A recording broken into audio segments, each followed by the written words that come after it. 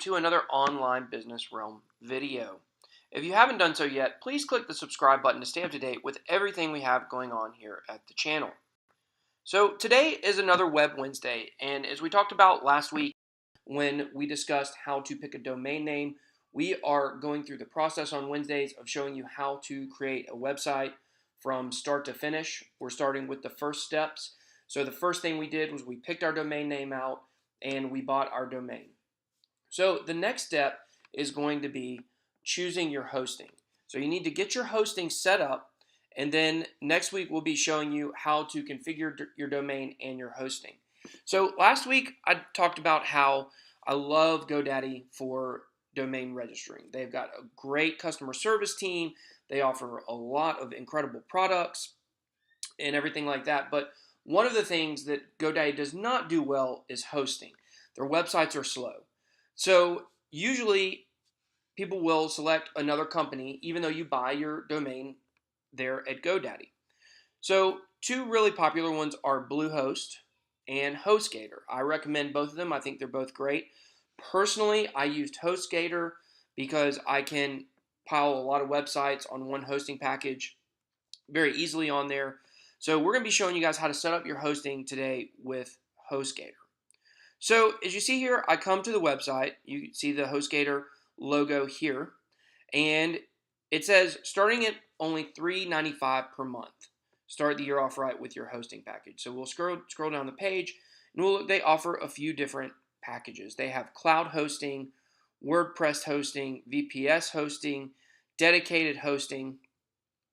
So for most of you, cloud hosting is going to be good if you're just doing one website.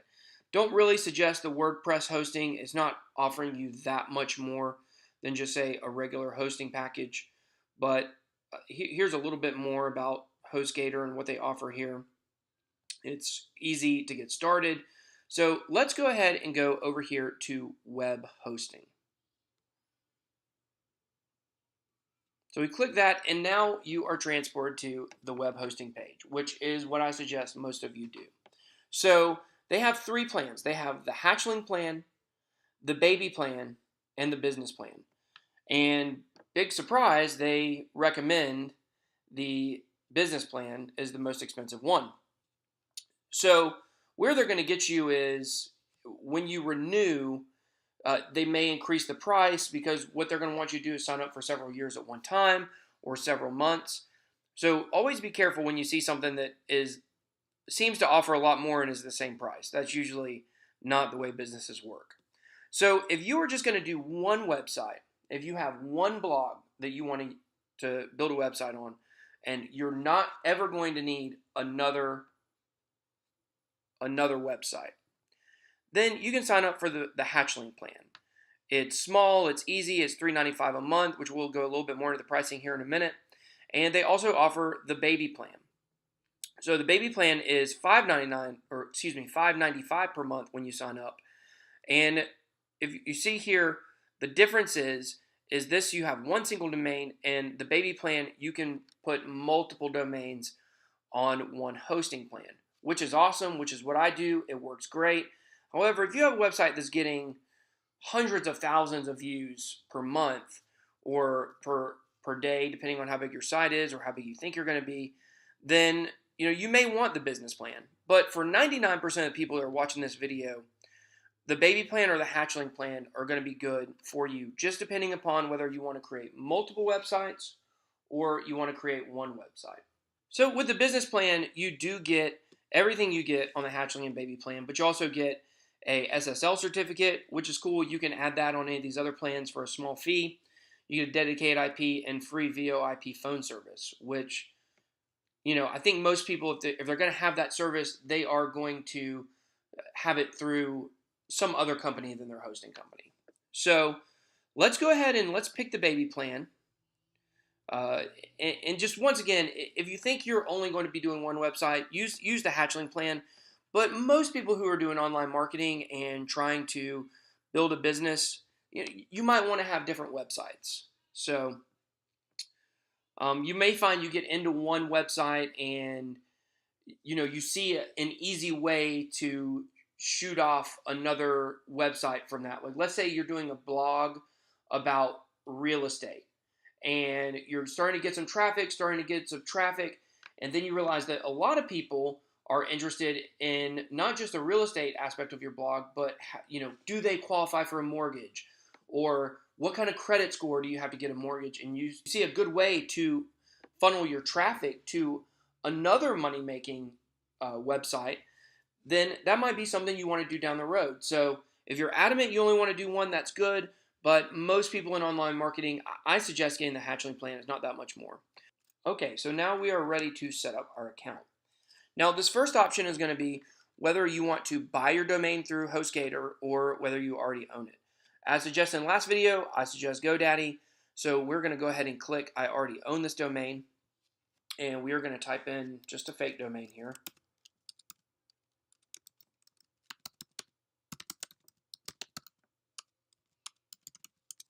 Okay, now it's automatically going to come up with all kinds of extensions, add-ons. Big Surprise, they're trying to sell us something. And so we're going to skip through all that. We're going to go down here and choose the hosting plan. So the drop-down has hatchling, baby, or business. As mentioned earlier, we're going to select the baby plan. And this is where things get a little dicey. So you see the billing cycle. Your price is going to be dependent upon your billing cycle. So if you select 1 month, today you're going to be paying $11.95, and every month you'll be paying that much. If you select 3 months, then today you'll be paying about $34.50, and you will be rebilled every 3 months. And then if you sign up for 6 months, it'll be about $67, $68, somewhere around there. You'll be billed that today, and then in 6 months you'll be billed again. Where the savings really start to kick in is when you sign up for 12 months, 24 months, or 36 months. The reason why Hostgator and other hosting sites do this is because they know that most people who start websites are going to abandon those websites and leave them within a matter of weeks. That's just the truth. I know for me personally, I build websites. I built a website for a woman. I charged her $700 for the website. My rates were a little cheaper. I charge $1,000 now. But for $700, I built her this website she wanted to do as her side hustle. And I turned everything over to her. I turned over the WordPress admin to her. And that was about 2 years ago. And to this day, she has not touched it. She hasn't logged into it. She hasn't changed anything on it. She's done nothing. She paid $700 for a website that just sits there. That's not even including the amount she paid for the hosting. I think I had her sign up maybe through Bluehost. And so she paid for the hosting for a year anyways, and she never touched it. So these people are smart enough to realize that if you sign up for 36 months, most people who do that are not going to use that full 36 months. That's why they're giving you a big discount on that. So I suggest if you are starting out and you don't have a firm handle on what you're doing yet, just sign up for the quarterly plan or the bi-month or biannually plan. So you make 2 payments a year for $66. That way, if you decide in a year that you've changed directions or it hasn't worked out, you're not fully committed. So that would be my suggestion. I sign up for the quarterly on all mine. $34.50 isn't really that much. And if any given moment I want to give up a website, sell it to somebody else, or do something like that, then it's real easy to do. So now, since we've selected our hosting plan and our cycle, we're going to just pick a username. Cannot contain capital letters.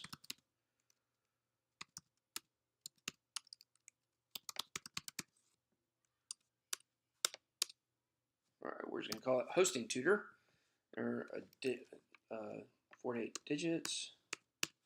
Okay. Then you're going to scroll down here, and you are going to enter your billing info, which, sure, if you're on the internet, you've done this many times. And then we're going to come down here, we're going to look at additional services. I don't think that a lot of this stuff is necessary. We're going to be showing you, after we get done with this full website build, we're going to show you how to create email through Gmail that matches up with your domain for about $5 a month.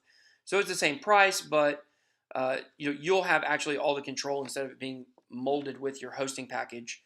So, and then back up your hard work.